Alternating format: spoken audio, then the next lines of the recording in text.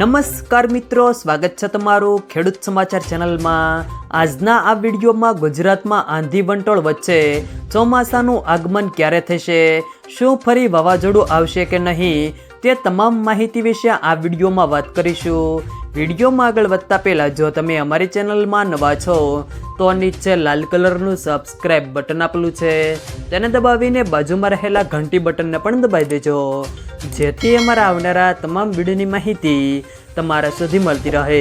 તો ચાલો શરૂ કરીએ આજનો આ વિડીયો। ગુજરાતમાં હવે ક્યારે વરસાદ આવશે, ચોમાસાનું આગમન ક્યારે થશે, તે વચ્ચે આગાહીકાર અંબાલાલ પટેલે આગાહી કરી છે। તેમની આગાહી પ્રમાણે 4 જૂન સુધીમાં રાજ્યમાં આંધી વંટોળનું પ્રમાણ વધારે રહેશે।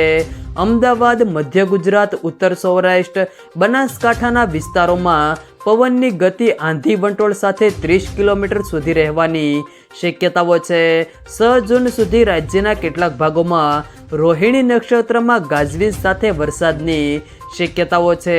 કેરળમાં બેસેલું ચોમાસું આગામી 3 દિવસોમાં આગળ વધવાની શક્યતાઓ છે।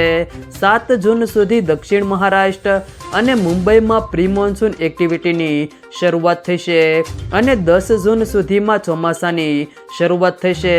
15 જૂન સુધીમાં દક્ષિણ ગુજરાત અને દક્ષિણ સૌરાષ્ટ્રના ભાગોમાં ચોમાસું પહોંચવાની શક્યતાઓ છે। 7 થી 15 જૂનમાં રાજ્યમાં ગાજવીજ સાથે વરસાદ પડવાની શક્યતાઓ છે। 8 જૂને અરબી સમુદ્ર અને બંગાળના ઉપસાગરમાં હવાનું હળવું દબાણ ઊભું થવાની શક્યતાઓ છે।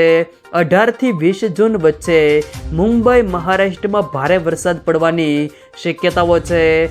રાજ્યમાં આ વર્ષે ચોમાસું વરસાદ, તેજ ગતિના પવન અને વીજળીના કડાકા ભડાકા સાથે રહેવાની શક્યતાઓ છે।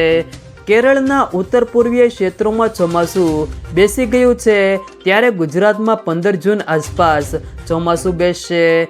જો મિત્રો વિડીયો પસંદ આવે તો વિડીયોને લાઈક કરો, તમારા મિત્રો સાથે શેર કરો અને જો તમે અમારી ચેનલમાં નવા હોવ તો ચેનલને સબસ્ક્રાઈબ જરૂર કરજો, જેથી અમારા આવનારા તમામ વિડીયોની માહિતી તમારા સુધી મળતી રહે।